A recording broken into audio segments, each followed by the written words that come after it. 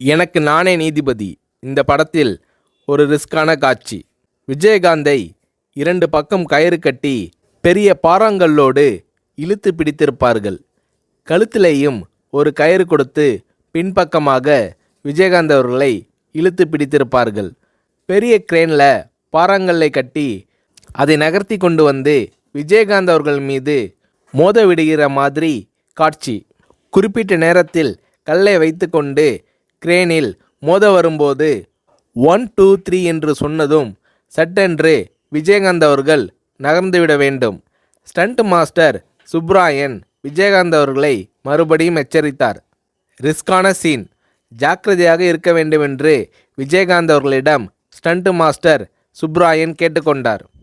1 2 3 சொல்லி முடித்ததும் மயிரிழை வித்தியாசத்தில் விஜயகாந்த் உயிர் தப்பினார்.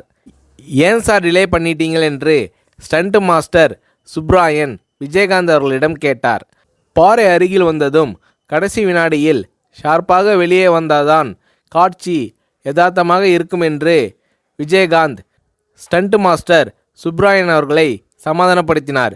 இப்படி ரிஸ்க் எடுக்க தயங்காதவர் கேப்டன்.